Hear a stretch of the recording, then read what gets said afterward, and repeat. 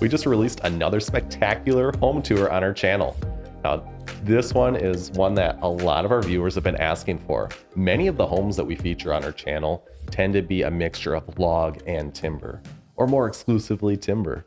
But we have over 6,000 homes under our belt, and we can't ignore the fact that much of our history has been authentic log construction.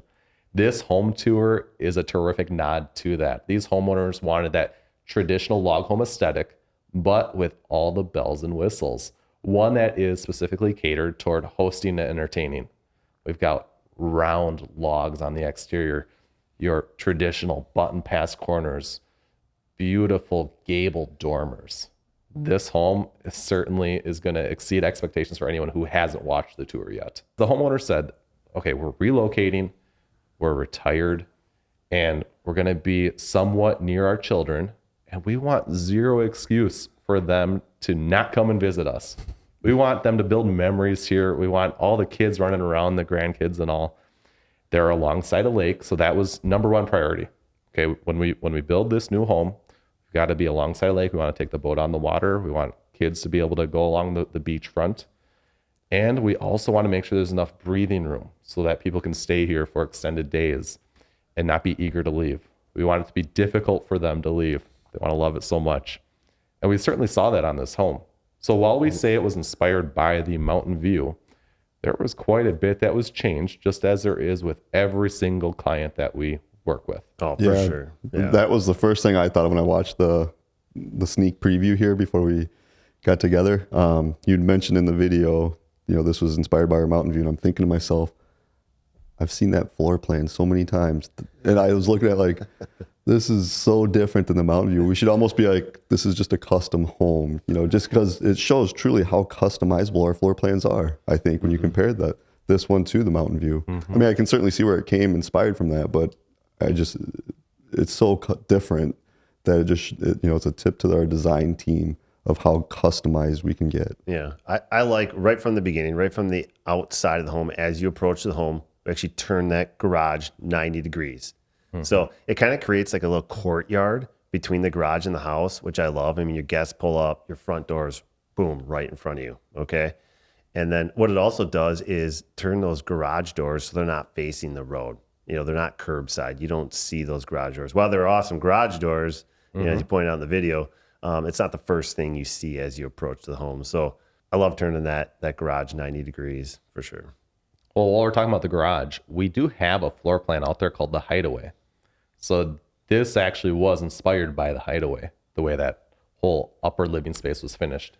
And then you don't even see it because the structure is so tall, but there are solar panels above the garage structure. So that tied me into that Boundary Waters home that you'd referenced. I see. Yep. And that was a great feature of an off-grid cabin. Sure. Right? Well, with this home, while they're not off-grid, they had a great opportunity to incorporate solar. Then they've got the Tesla power banks in the garage. We showed that in the video. It was nice to see those, to see what they actually look like. I mean, when most people think of batteries, they're thinking, car batteries and stuff like that. They're nicely shaped and nice looking batteries. You wouldn't even know what they were unless you pointed them out. So it's not something that is going to be probably readily used. Like they have power there, like you said, but in the case that power does go out, boom, it's right there. And then any extra electricity, it sounds like they're going to sell back to the grid. They do. Yeah. Right. So yeah, it's really convenient. They really like the idea of having that corridor that you had mentioned earlier with that kind of like a catwalk balcony area so that they could close off the doors and you never have to worry about anyone being too loud. So when guests come over, it's all about them feeling comfortable. The kids can be playing as loud as they want and they're not disrupting anyone else in the primary home. Did you notice that hogwash sign above the that main bathroom? So that was a store that they used to own. So that's actually pretty sentimental to them. That's cool. That they had that up there. And I wish I would have made the reference in the tour because I talked about the trough sink. And then, of course, you got the hogwash sign above. Okay. So it's very fitting, very appropriate. I really like the idea of when you're thinking about guests staying at your home and they're just going to be there for a few days of compartmentalizing the bathrooms. I think that was really well done. We highlighted that in the video as well. Yeah. So that not one person just occupying the whole bathroom. Right. Things weren't tucked away in cabinetry. They're readily, easy accessible, so people aren't digging through cabinets to try to find things. But yeah, again, they used every inch of that home, of that space, with those little nooks there. Some of the windows, some of the triangular windows that led out to that covered porch. I noticed that was kind of a cool feature, that they kind of used that extra wall space and put a window in there. So they really thought about everything here. They certainly did. And there were 3 bedrooms up there. So we didn't walk into each of them on camera. But what you'll see is that there are bunks in there. There are beds from kings to queens to twins, fulls. There's a lot of places for people to be able to sleep. And I think that's wonderful. You also had that nice living room area. Now you've got 2 accesses to that. You can go directly down to the garage. Obviously, that's convenient for implied reasons when you're unloading all your luggage or loading everything back up. You don't have to take it all the way through the primary house. But then to be able to have that corridor to be able to connect over to the main house, that was a really nice access point. And what about all the windows in that corridor? Right. Isn't that great? Yeah. And then wasn't there a staircase from kind of across from that corridor straight down to the lake Yes, area? there is. You know, so if you have a family over and they're upstairs above the garage area, and maybe they want to go out to the lake and there's something else going on in the main part of the house, they still have access to go in and out without having to go through the whole house as well. I thought that was a really good idea. Yeah, that staircase led you to the gas-powered fire pit, right? The one that's very rectangular in shape. Get a great overlook of the lake. The staircase it's right above the screen porch area. Yeah. So that was nice to be able to have direct access to that. And then of course you could work your way down the main stair up there as well. Did you notice all the barn doors and all the very creative door decisions that were made on this house? Oh, for sure. They all tied together in some way or another, but they were very uniquely different. I think that was pretty neat. Yeah. Yeah. I mean, the barn doors throughout that home were, matched some of the mirrors in that upstairs bathroom. They kind of kept that theme in the bathroom. The soft close on the barn doors is certainly a must, so that door doesn't bounce off the stop once it hits. It keeps it closed. I mean, just a must have on any barn door system. Especially if you're going to have a bunch of grandkids running around, right? Yeah. Don't want pinch fingers and stuff like that. Yeah. Then there's the latch on that bathroom barn door to be able to keep it closed. That's oftentimes something that people wonder, how do we resolve that issue? We're going to put a barn door on the bathroom. How are we going to be able to keep it locked? So I thought that was great to be able to feature that on this house. Yeah, you can certainly tell these customers were big on outdoor space, putting that balcony out there off the deck, using the screen porch, having access. Wasn't there like a storage right off that screen porch then for lakeside stuff? I mean, again, they used every inch of the home, and really the house seemed so much bigger, I think, than what the square footage actually says, just because of all the roof lines and the outdoor space that they used. What's an idea on the square footages? I think the first floor and loft was like right around 2,500 square feet. And then with that bonus room above the garage, you picked up another 1,300 square feet. Wow. I would have thought the home was much bigger than that, honestly. I mean, just like you said, I think those outdoor spaces make it feel bigger. It's an extension of the home. So that's good to mention. I mean, in that square footage, you said that's just interior square footage. Correct. So we're not talking about the 2 covered porches on the exterior on the back there. Well, and plus the gable covered porch, off the great wraparound deck. So all that stuff is still living area. I mean, you're still going to be using it. You're still going to be living in it. But it doesn't count towards like the house square footage. So I think that's why this home feels, like you said, so much bigger. Yeah. And then just the volume, the height of the walls, the vaulted ceilings, it just makes us feel home feel bigger than 3,800 square feet. Well, let's not forget about that workshop. Oh yeah, in the garage. Right, that's finished. That was all finished. It looked awesome. Right, yep. It still had incredible doors and windows in there, floor coverings, and that doesn't count in the square footage. Yeah, so I thought that was a really good scenario. By the way, the idea of if you have that as a workspace, imagine you are working from home, and you have, let's say you are some sort of a whether a therapist or a chiropractor, or you have some sort of at-home business where you've got clients coming to visit you, to be able to keep them out of the main living space, but you can see them as they pull up, and you keep your business world isolated from the rest of the home. That's something we've seen with other clients as well. Now for him, here's the scenario of what he really wanted to make available. He does a lot of woodworking. That's why there are double doors. Then he can pull his equipment out. He's got floodlights in that open corridor area, so he can work later into the night. Okay. And he wanted all that fresh outdoor air to be able to, he could blow away all the sawdust and all that as well. Yeah, makes sense. Yeah. That's cool. Also in that garage, there's quite a bit of room in there. We oftentimes don't feature garages, but there are 3 really large garage stalls in there as well. When we were on the furthest door from the house, the side access door on the garage, I had pointed out that there is a smart deadbolt made by Schlage. And the reason I point out that it's made by Schlage is they have the best smart deadbolts out there. It allows you to access it from your phone. You can set up schedules for locking doors. And I think that's really convenient because imagine you're locking the house down for the night and you're in the main living area.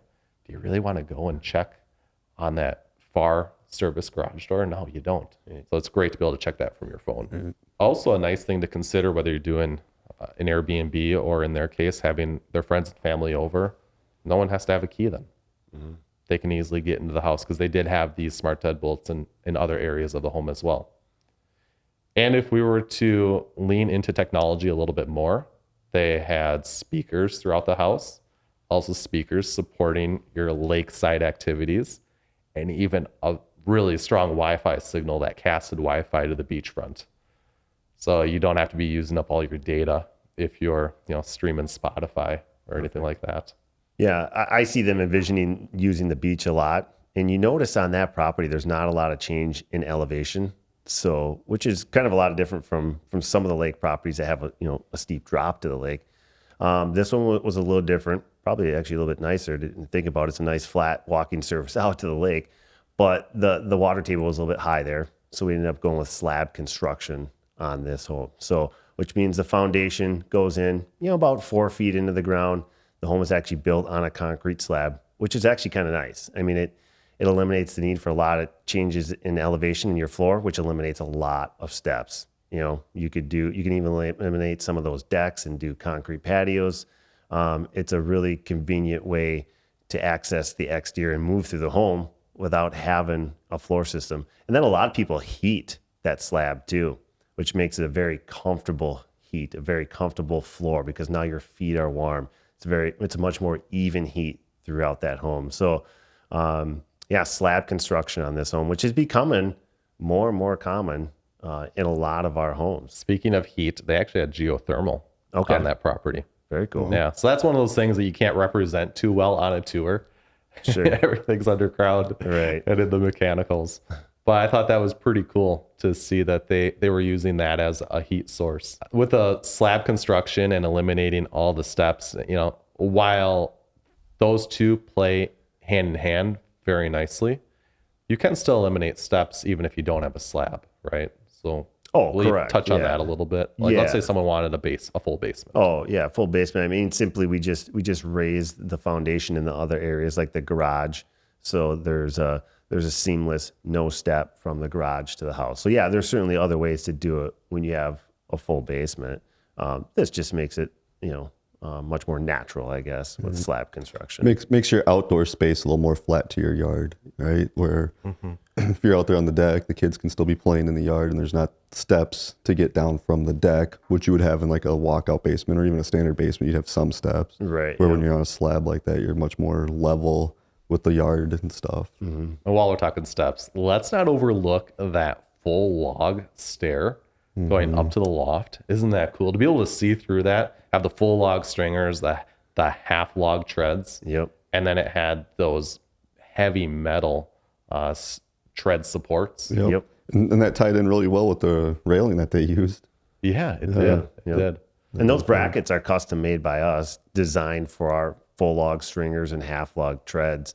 But like you said, blends well with that. I think they went with the gas piping spindles and kind of railing system within there. Looked pretty sweet. And then you can bring that theme through the rest of the house too. And we saw it continue into the kitchen. Yeah. Because that's what supported some of the open shelving that we had in there. And even those pots and pans that were hanging in the kitchen as well. Right. There was quite a bit going on in the kitchen. There was, yeah. I think one of the things that the homeowner uses all the time is that stool that's hidden away. with their varying heights. She said she loves being able to have access to that cabinet above the refrigerator. And, there's were you surprised at how well used the storage was above the refrigerator with those roll trays? The roll trays, I was going to say. Who does that, Yep. right? Yeah. Who uses so many customers say, I want to finish off the area, but we've got this in our house right now and we can never get to the stuff in the back. And it's just, it gets put back there and we forget about it. Where with those roll trays, problem solved. Yep. Now you can get at that stuff towards the back of the cabinet. It was such a good idea to split them as well. Gives you a much better reach and access. We also had more roll trays behind the island.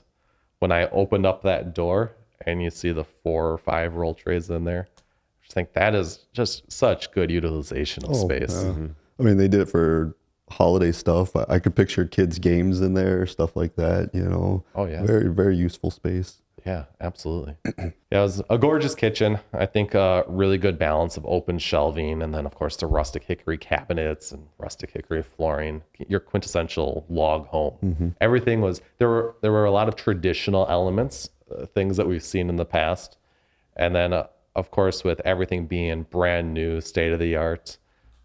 We saw that tie in too, but it still supported a very traditional nod to the authentic log home construction. I mean, just look at those massive trim pieces around the windows. Yeah. Man. And they were stained a different color. I'm talking about the exterior. Yeah. Stained a darker color, which I really liked. And then the red windows and doors, I really like that look. We don't see that a lot. I don't know why. It looks awesome. It really does. And that's one of the cool things to, you can do with Pella's aluminum clad lifestyle series, I believe they went with, is they have so many different color options. You're not just limited maybe to the traditional green or brown. There's a lot of variety, a lot of options in their offerings for sure. Their feature wall is incredible. It spans to such a tall height. Being that we have a loft in that home, it's very dramatic. And then what I really like is when you look toward the kitchen side but look up, you can see another window that overlooks into that balcony that had the gas-powered fireplace. I just thought that was cool. It's one of those things where once you get into the home and you sit down in that living room and you start to look around, you start to just find more cool features. It was pretty great. I mean, and that's the cool things about our homes. I mean, it's not just the view to the exterior of the home, out those windows. It's what's inside the home is pretty awesome as well. I mean, looking at some of all those changes in the ceiling planes, all the different trim work that goes along with those inverted valleys, we call them. The inside of the home is just as spectacular as the exterior view of the home. So. Yeah, I think this house displayed too just how we go about designing a home specific to your lot even. How can we maximize the views? How can we get, capture every angle that you're looking for views out of and stuff. The master bathroom was gorgeous. That tile work in there and having the big glass panels allowed for a lot of natural light to just overflow into the space. Yeah, I like that. I like the glass panels on the walk-in tiled showers. If you don't have a window in there, it doesn't feel so cavernous. It kind of, like you said, lets natural light spill into that walk-in shower. Yeah, and then the no curb, obviously, into that shower. Again, pretty standard for us, but we need to point it out. Right. It's these little things that make your life easier, right? Whether it's no steps, no curb going in the shower, even the gas hookup on their outdoor grill. Think about it. You'll never have to be in the middle of cooking burgers. You've got all these people over, you're cooking burgers, you don't have to worry, is my gas tank going to run out? Right. Being able to have that constant supply, I just think that's just a little bit of a relief. Yep. Again, I mean, you can just tell the home was well thought out. The flow through the home, all the access points. They thought about how they're going to use the home. They really did. So John, let's just imagine someone's watching this video right now and they're inspired by this home or other homes that we featured on our channel. And they've got their own idea of what they want their home to look like. How do they get started with Golden Eagle and communicating those ideas? Yeah, I mean, just simply give us a call. One of our sales reps would be more than happy to talk with you, see exactly what you want in a home, what ideas you like, how you're going to use your home, and then really start that conversation about developing a custom plan to fit your needs.